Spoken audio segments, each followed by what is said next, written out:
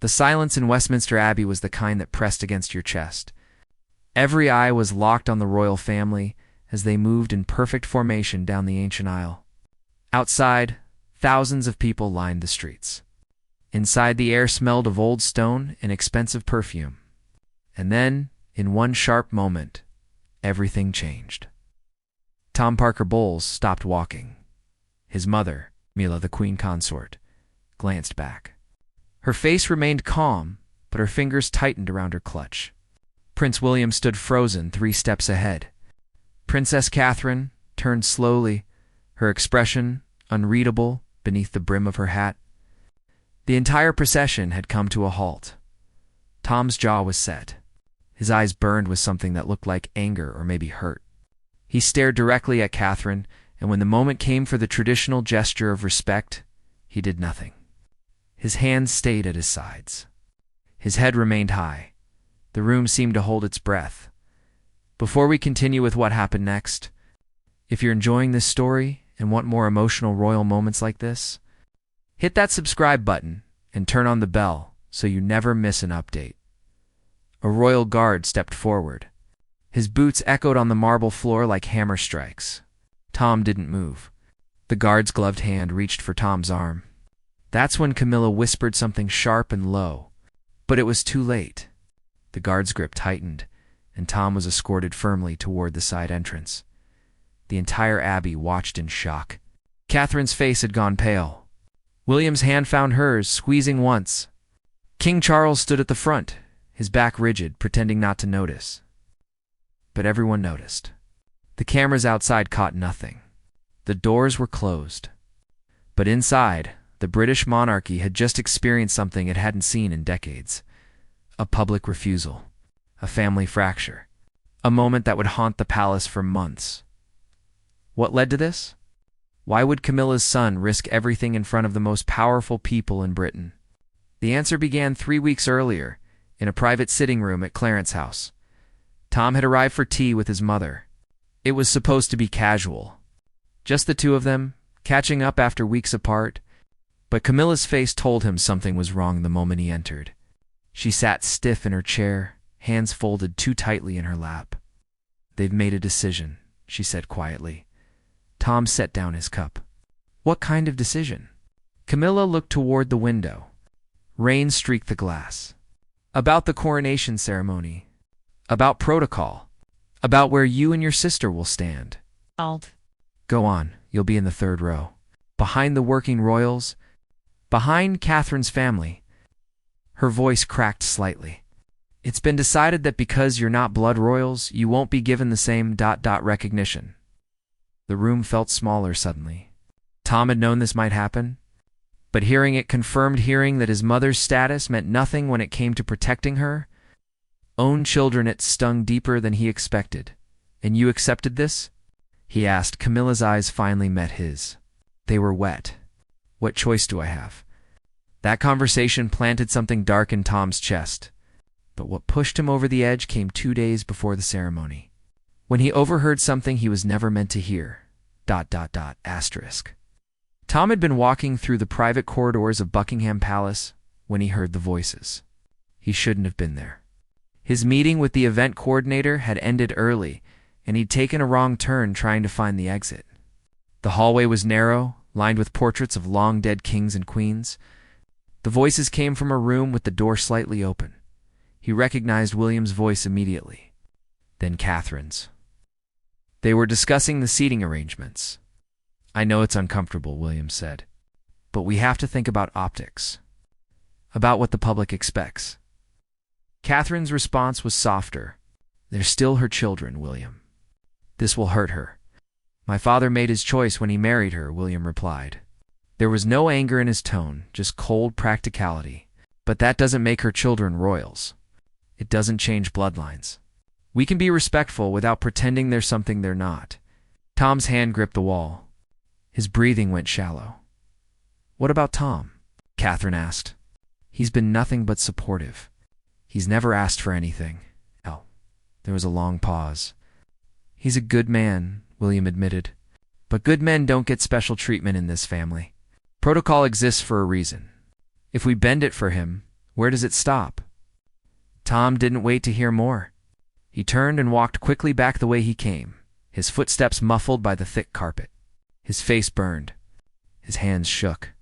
He'd spent years being polite, being patient, watching his mother be mocked and criticized by the press. And now, even in her moment of triumph, her own stepchildren were drawing lines around her family. That night, he called his sister Laura. She listened quietly as he told her everything. "So what are you going to do?"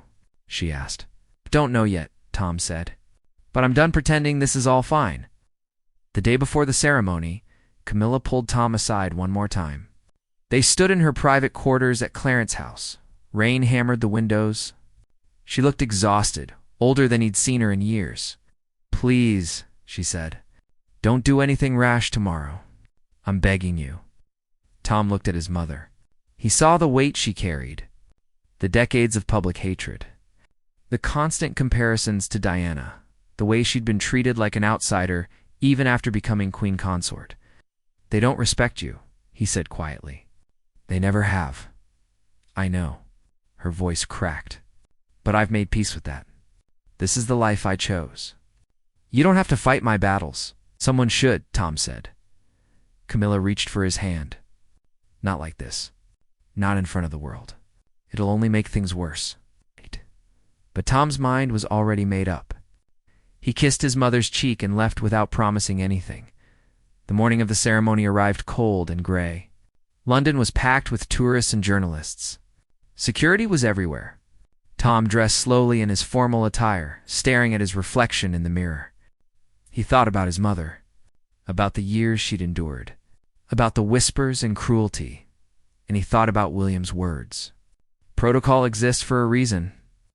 Maybe it was time someone broke it. The procession began exactly on schedule. Tom walked beside his sister, 3 rows back, just as they'd been told. His mother glanced at him once, her eyes pleading. He gave her a small nod. She didn't look reassured. They moved through the abbey like pieces on a chessboard. Every step choreographed, every gesture planned. And then they reached the moment. The moment when each family member was expected to bow or curtsy to the newly crowned king and queen consort. The royal line moved forward one by one. Tom watched as Catherine dipped into a perfect curtsy. Watched as William bowed low. Watched as even the younger royals showed their deference. And then it was his turn. He stepped forward. The entire abbey watched. His mother's eyes were wide. And Tom looked directly at Catherine, his face calm but defiant, and kept his head high. The air itself seemed to freeze. Tom stood perfectly still, his shoulders squared, his gaze unwavering. He wasn't looking at his mother. He wasn't looking at the king. His eyes were locked on Princess Catherine, and in that moment, everyone in Westminster Abbey understood exactly what he was doing. This wasn't about respect. This was about a message. Catherine's face remained composed, but a flush crept up her neck. William took half a step forward, then stopped himself. The archbishop shifted uncomfortably near the altar. Somewhere in the 3rd row, Laura covered her mouth with her hand. The first royal guard moved so smoothly, it almost looked rehearsed. His white gloves caught the light from the stained glass windows. He approached Tom from the side, his face blank, professional. Tom didn't flinch, didn't turn, just kept standing there like a statue. The guard said quietly. "Please." Tom's jaw tightened. He still didn't move. Camilla made a small sound, almost a gasp. King Charles turned slightly, his crown catching the light, but his expression gave nothing away. This was his coronation, his moment of triumph, and his stepson was destroying it in front of 300 witnesses. The second guard arrived. Together, they took Tom's arms, firm but not rough. He didn't resist. But he didn't help either.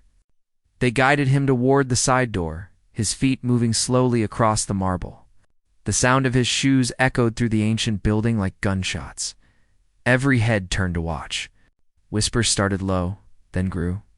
Tom's sister sat frozen, tears streaming down her face. Catherine finally looked away, her hand finding William's. Camilla stood trembling.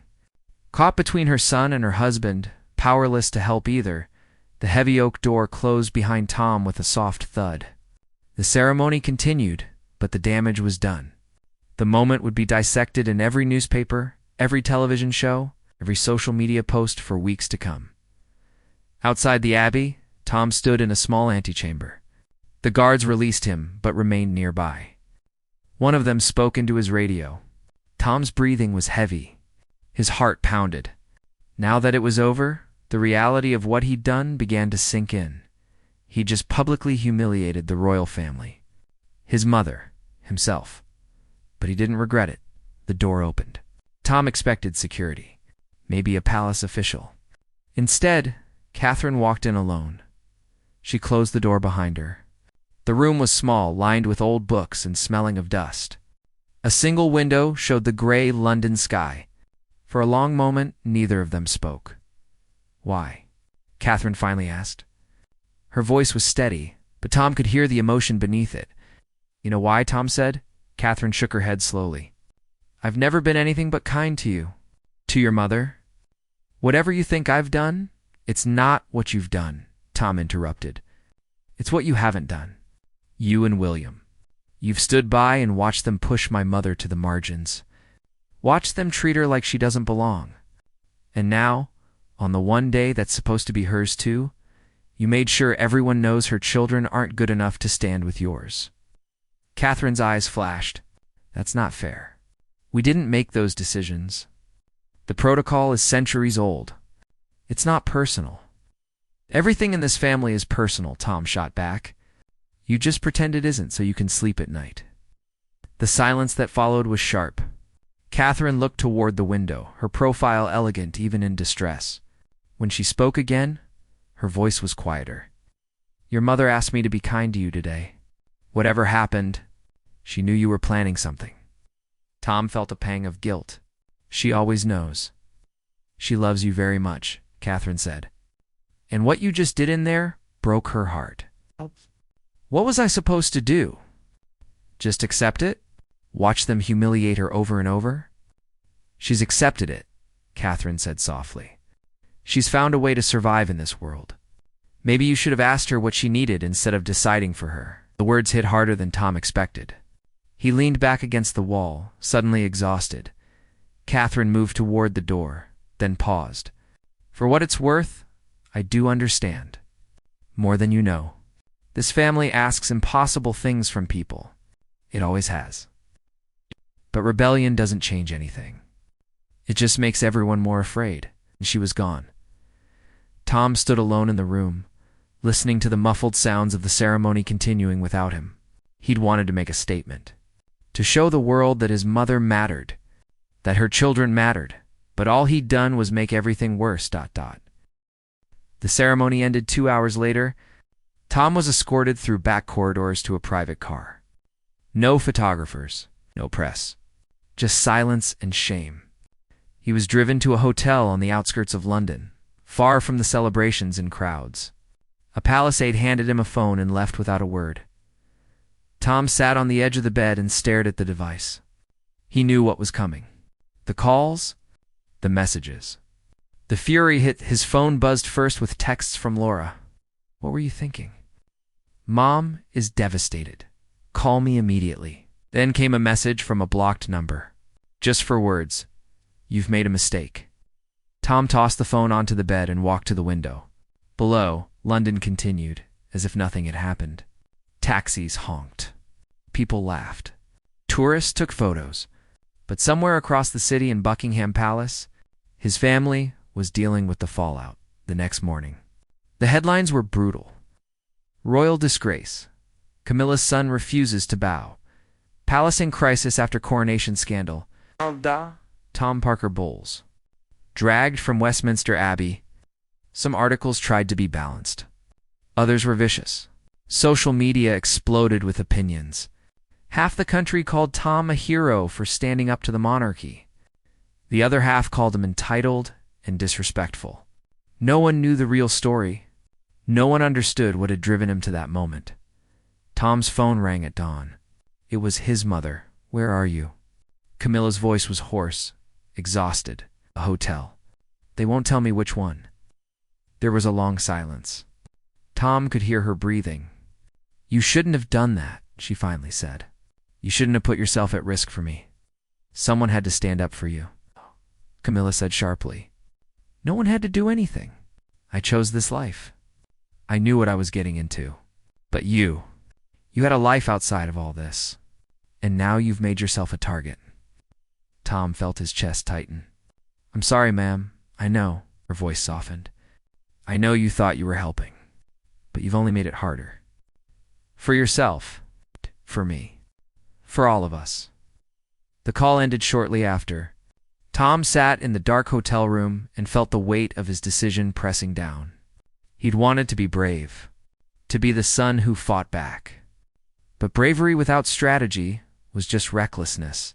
3 days passed. Tom remained isolated. No visitors.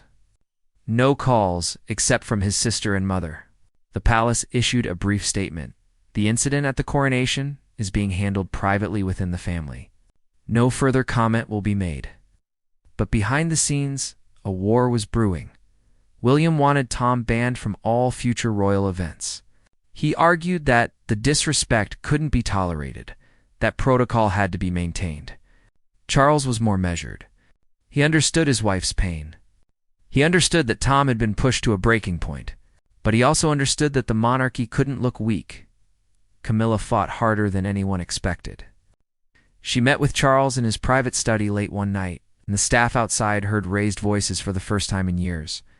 She demanded that Tom be forgiven, that he be brought back into the fold, that her family not be punished for her sake. He's my son, she said, tears streaming. And if you make me choose between him and this crown, I will choose him every time. Charles looked at his wife. He saw the woman who had stood by him through scandal and hatred, the woman who had earned her place despite everything, and he made a decision. The next morning, Tom received a call from a palace secretary. His Majesty would like to see you. Tomorrow, 10 o'clock. Clarence house. Tom's hand shook as he hung up. This was it. His judgment. His fate. He arrived early, dressed in a simple suit. No photographers. No drama. Just a quiet entrance through a side door. Camilla met him in the foyer, her face pale but determined. She squeezed his hand once, then led him to the king's study. Charles sat behind a large oak desk, papers spread before him. He didn't stand when Tom entered, didn't smile. Just gestured to a chair. Tom sat. The silence stretched for what felt like an hour. Then Charles spoke. Do you understand what you've done? Tom nodded. Yes, sir. Do you regret it? Tom hesitated. I regret hurting my mother. I regret the chaos. But I don't regret the message. Charles leaned back in his chair. And what message was that? That she deserves better. That her children deserve respect. That this family can't keep pretending we don't exist. Charles studied him for a long moment. Then, surprisingly, he smiled. It was small, tired, but genuine. You're more like your mother than you know, he said. Stubborn. Loyal to a fault. Willing to burn the world down for the people you love. Tom didn't know how to respond. Charles stood and walked to the window. I'm going to ask you to do something difficult. ... I'm going to ask you to do something difficult, Charles continued, still facing the window. I'm going to ask you to publicly apologize. Tom's stomach dropped. Sir, Charles raised a hand. Let me finish. You'll apologize for the disruption. For the breach of protocol, but not for the reason behind it. He turned to face Tom, because the reason was valid, and I should have seen it sooner. Tom stared at the king, stunned.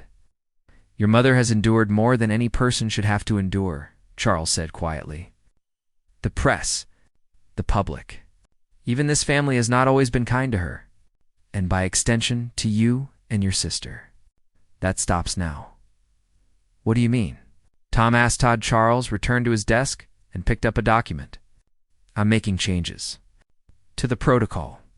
To the way non-blood family members are treated at official events. Your mother's children will be seated in the second row at future ceremonies. You'll be included in more family portraits. And you'll be given the respect you should have received from the beginning. Tom couldn't speak. This wasn't what he'd expected. Not even close.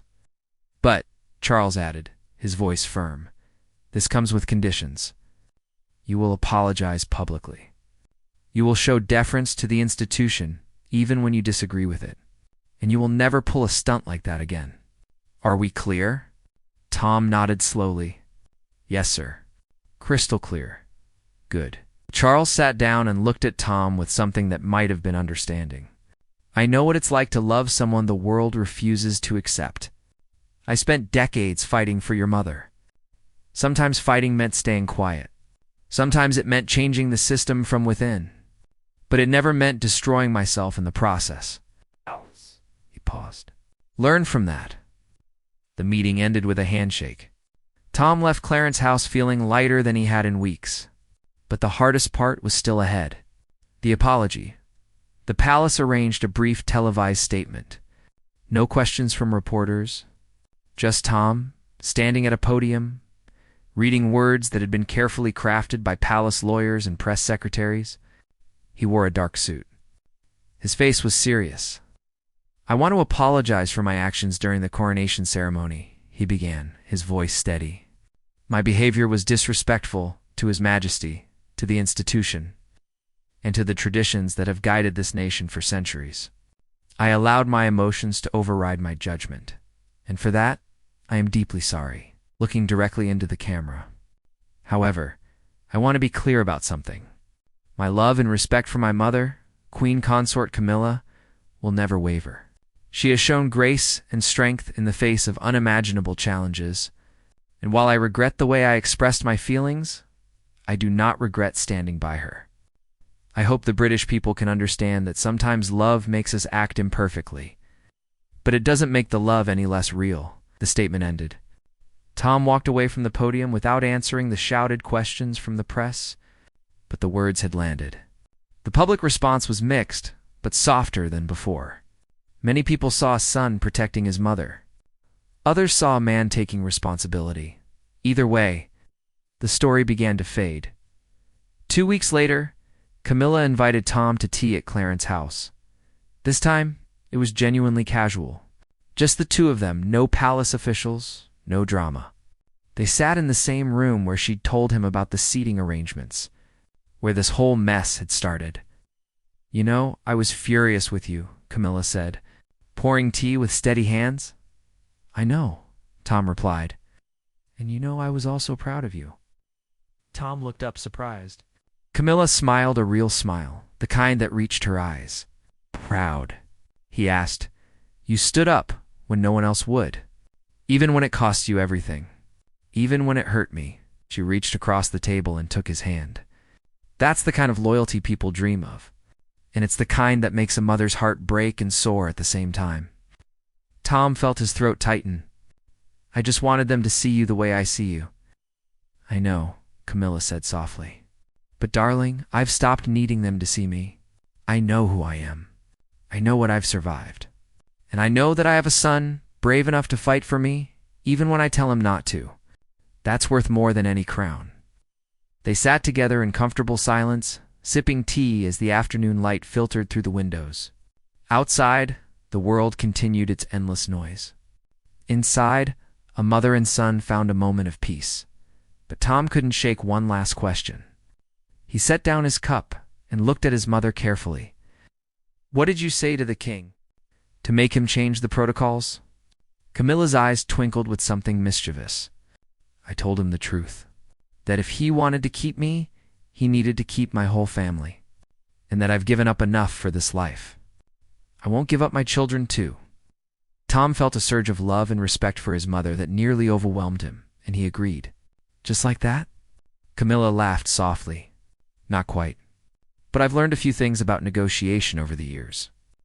Sometimes you have to remind kings that queens have power too. As Tom left that afternoon, he realized something important. His dramatic gesture at the coronation hadn't changed everything, but it had changed enough. It had forced conversations that needed to happen. It had shown his mother that she wasn't alone. And it had reminded the royal family that love and loyalty couldn't be controlled by protocol. The final chapter of this story, T. Hawk, wouldn't be written for several more months. 6 months after the coronation, the royal family gathered for the annual Remembrance Day ceremony at the cenotaph. It was a solemn occasion attended by veterans, dignitaries, and members of the royal family. The weather was cold and gray, typical for November in London. Tom stood in the second row, exactly where the new protocol dictated. His sister Laura stood beside him. In front of them, William and Catherine held their positions, and at the center, King Charles and Queen Consort Camilla laid the first wreath in memory of the fallen. The ceremony proceeded with precision. Bagpipes played, heads bowed in silence. And when the moment came for the royal family to pay their respects, each member moved forward in turn. Tom watched as William approached the memorial, watched as Catherine followed. And then, as Tom stepped forward to lay his wreath, something unexpected happened. William turned slightly and gave Tom a small nod. Not grand, not dramatic, just a simple acknowledgement between two men who'd been through hell together. Tom returned the nod. He laid his wreath with care, stepped back, and bowed his head. When the ceremony ended and the family began to disperse, Catherine approached him quietly. "Thank you," she said simply. Tom looked at her, confused. "For what?" "For reminding us that we're people before we're royals, that families are complicated, and that sometimes the hardest conversations are the ones we need most." She walked away before Tom could respond, rejoining William, but her words stayed with him. That evening, Tom received an invitation to a private dinner at Buckingham Palace. Small gathering. Just immediate family. He almost declined. The wounds were still healing, the awkwardness still fresh. But Camilla called and asked him to come, so he went. The dinner was surprisingly warm. Conversation flowed more easily than expected. William asked Tom about his work as a food writer. Tom asked William about his environmental projects. They weren't friends. They might never be. But they were trying. King Charles raised a glass toward the end of the meal. "To family," he said simply. In all its complicated, messy, beautiful forms, everyone drank. Tom caught his mother's eye across the table. She was glowing. Not from the wine or the candlelight, but from something deeper. She'd spent so many years feeling like an outsider, like someone who'd never truly belong. But in that moment, surrounded by the people who'd once rejected her, she looked like exactly what she was. A queen. A mother. A survivor. After dinner, Tom found himself alone on the palace balcony with King Charles. The city stretched before them, lights twinkling like stars. "I never thanked you, Charles," said his voice low. "For what?" Tom asked. "For loving her the way you do? For fighting for her when I couldn't?" Charles paused. "This family has a long history of asking people to sacrifice themselves for the institution. Your mother sacrificed plenty. But you refused to let her sacrifice you too. That took courage I'm not sure I would have had at your age." Tom didn't know what to say. So he simply stood beside his stepfather and looked out at the city they both called home. "The monarchy will outlive all of us," Charles continued. "But families? Families are fragile. They break easily, and once broken, they're hard to repair. What you did at the coronation could have shattered us completely, but somehow it brought us closer instead. I'm still not sure how that happened." Tom smiled slightly. "Maybe we needed to break a little before we could heal." Charles considered this, then nodded. "Perhaps you're right." They stood in comfortable silence, watching London breathe beneath them. Somewhere in the city, newspapers were being printed with new royal stories. Social media was buzzing with new scandals. But here, on this balcony, two men who'd been strangers found a moment of understanding. Tom left the palace late that night. As his car pulled away, he looked back at the illuminated building. It had once represented everything that excluded him and his family. Now it felt different. Not quite home, but not entirely foreign either. His phone buzzed with a text from Laura. "How did it go?" "Better than expected," he typed back. "Much better." The story of what happened at Westminster Abbey would live on for years.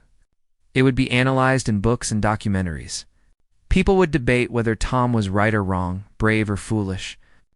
But for those who were there, who lived through the tension and the healing. The truth was simpler. Sometimes love requires sacrifice. Sometimes it requires silence. And sometimes it requires someone to stand up and refuse to bow, even when the whole world is watching. Tom Parker Bowles had done exactly that. And in doing so, he'd changed not just his own life, but the lives of everyone around him. The monarchy would continue as it always had.